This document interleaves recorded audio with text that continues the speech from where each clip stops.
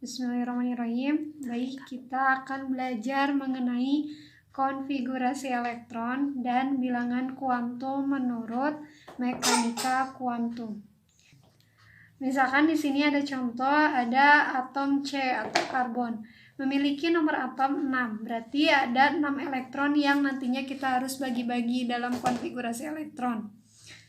Misalkan di sini untuk urutan konfigurasi elektronnya kita menentukan urutannya sama seperti yang sudah kita bahas. Jadi lambang seperti ini ya. Jadi ada 1S, 2S, 2P, 3S, 3P, 4S dan seterusnya. Di sini ada C, misalkan berarti yang pertama 1S, 2S, 2P. Di sini. Udah dulu seperti itu. Nah, S ini maksimal elektron yang didapatkan oleh S adalah 2 elektron. Berarti di sini ada 2 elektron. S ini juga ada 2 elektron. 2 tambah 2 jadi 4, berarti sisanya adalah 2 elektron lagi. Berarti ada 2P2. Jadi ada 6 elektron di sini.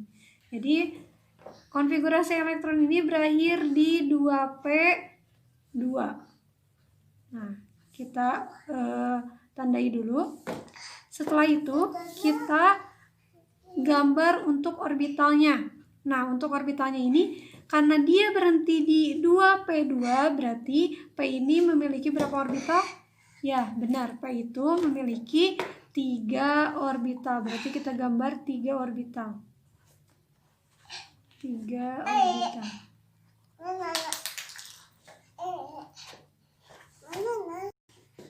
Nah, 3 orbital P. Udah 3 orbital P, kita kasih tanda ini untuk bilangan kuantum magnetiknya. Di sini ada 0, di sini plus 1, di sini negatif 1. Nah, setelah itu kita lihat berapa elektron yang terakhir yang menduduki subkulit P ini. Ada 2 elektron. Ada 2 elektron. Berarti kita gambar di sini 2 elektronnya. 1, 2. Ini aturan Han ya. Jadi Han itu nggak boleh katanya kalau misalkan jadi harus terisi penuh dulu setiap orbitalnya. Jangan langsung di tiap orbital itu digambar dua-duanya gitu. Jadi setelah itu udah digambar seperti ini, kita tentukan untuk bilangan kuantumnya. Kalau udah setelah ini, tentukan bilangan kuantumnya. Yang pertama bilangan kuantum utama atau kita lambangkan dengan huruf N. Huruf N-nya berapa? Bilangan kuantum utamanya berapa? 2. Kenapa bisa kayak 2? Karena kita berhenti di 2P2 ini. Subkulitnya ada di 2. Sekarang bilangan kuantum azimut atau kita gambarkan dengan huruf L kecil. Bilangan kuantum azimutnya berapa? 1. Kenapa 1? Karena bilangan kuantum azimut ini memiliki rumus N dikurangi 1. Kalau misalkan N-nya 2, berarti dikurangi 1, berarti tinggal 1. Atau kita lihat dengan ini, dengan huruf P ini. Jadi subkulit P itu memiliki bilangan kuantumnya 1. Kalau misalkan S itu 0, P itu 1, D itu 2, dan F itu 3. Nah, yang selanjutnya kita tentukan bilangan kuantum magnetik atau kita lambangkan dengan M kecil. Yang mana bilangan kuantum magnetik ini? Lihat orbitalnya. Lihat orbitalnya, dia berhenti di orbital ke-0. Berarti bilangan kuantum magnetiknya berarti 0. Nah, dan yang terakhir kita tentukan bilangan kuantum spin atau kita lambangkan dengan S kecil. Ini bagaimana? Lihat panah yang ketika dia berakhir di mana? Di orbital 0, panahnya menghadap ke atas, berarti untuk spinnya ini berarti positif setengah. Kalau misalkan ke atas itu positif setengah, tapi kalau misalkan tanda panahnya berlawanan dengan jarum jam atau ke bawah, berarti negatif setengah.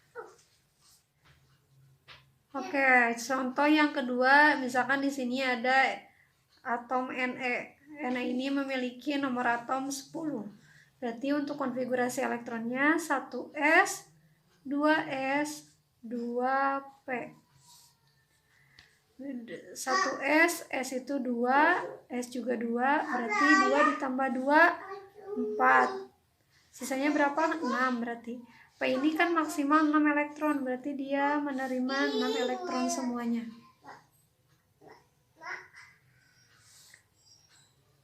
Setelah itu, dia berakhir di 2P6. Kita tandai dulu 2P6.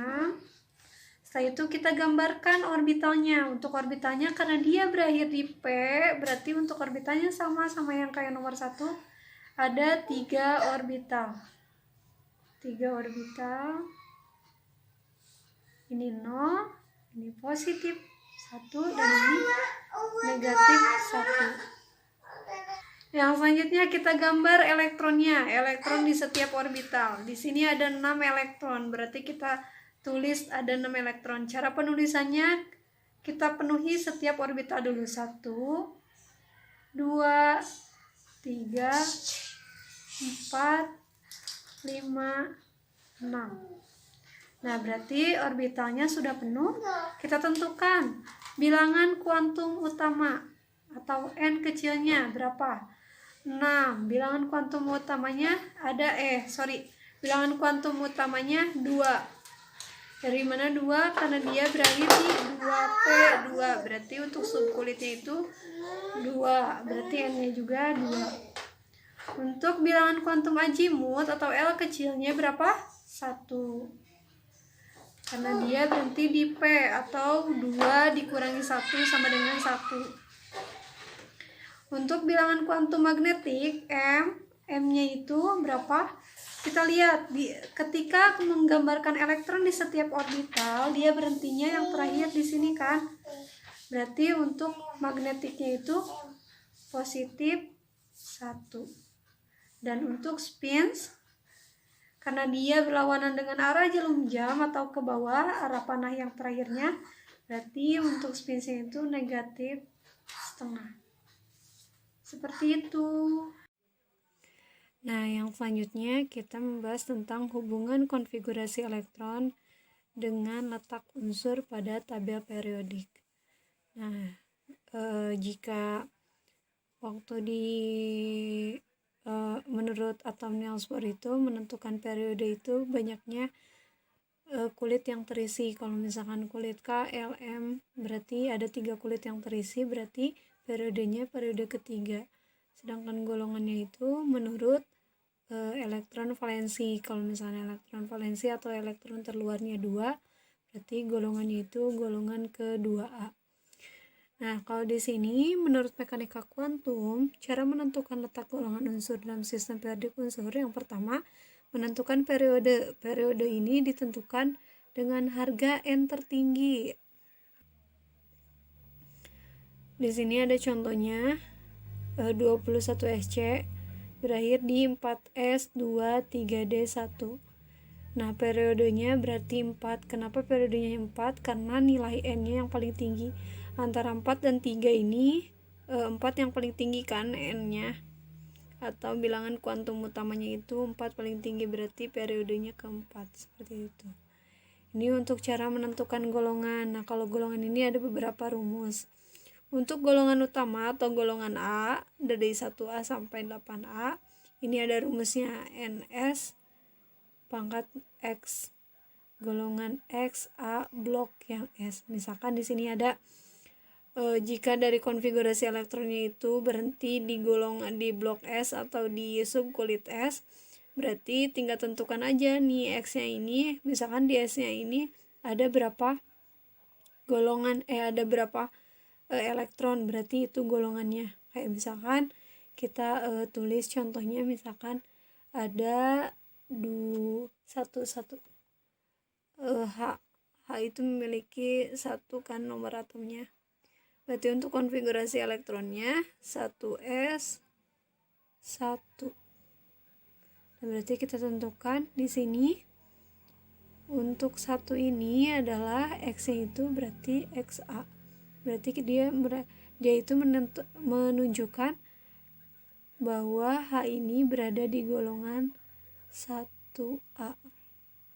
1A periode ke-1 karena di sini periodenya N yang paling tidak ada lagi, cuma satu aja, berarti periodenya periode ke-1 seperti itu. Subkulit S. Nah, ini untuk subkulit P nih. Kalau misalkan berhentinya di golongan P, kayak misalkan C yang tadi seperti contoh, misalkan ada 6 C, berarti untuk konfigurasi elektronnya 1S 2 2S 2 dan 2P 2. Nah, untuk menentukan golongannya seperti apa, tinggal ditambahkan nih, di sininya ditambahkan antara golongan X ditambah Y menjadi golongan berapa. Nih, berarti kalau misalkan S-nya itu X, ininya 2, ininya juga 2, kita tambahkan menjadi 4. Berarti C ini berada di golongan 4A. Gitu. Untuk periodenya kita lihat periode mana yang paling besar, N-nya itu yang paling besar, berarti antara 1, 2, 2, berarti dia itu berada di periode kedua, karena 2 yang paling besar dibanding yang 1. Jadi ada C ini berada di periode kedua dan golongan 4A, seperti itu. Untuk blok P atau subkulit P. Jadi untuk subkulit S dan P itu masuk ke golongan 1A sampai 8A, jadi masuk ke golongan utama atau golongan 1A, 2A, 3A sampai 8A. Itu untuk subkulit S dan subkulit P. Sedangkan untuk subkulit D masuknya ke golongan B atau golongan transisi. Kita contohkan, misalkan di sini rumusnya itu ada NS, misalkan N-nya berapa, berhentinya di mana, S pangkat X, X-nya juga berapa, N dikurangi 1, D pangkat Z. Jadi golongan X ditambah Z, jadi ini yang X nih, yang X ditambah Z menjadi golongan B. Seperti itu. Jadi kayak F juga sama, di sini ada 6S 2 4F 1, berarti yang F ditambah yang S. Jadi 2 ditambah 1 menjadi golongan 3B periode ke-6. Periode ke-6 ini dari mana? Karena 6 dan 4 itu lebih besar 6, berarti periodenya periode ke-6. Seperti itu. Jadi untuk subkulit S dan P itu masuk ke golongan A, sedangkan untuk subkulit D dan F ini masuk ke golongan B. Seperti itu. Jika ada yang mau ditanyakan, boleh di list di grup dan kita diskusikan bersama. Terima kasih atas perhatiannya. Wassalamualaikum warahmatullahi wabarakatuh.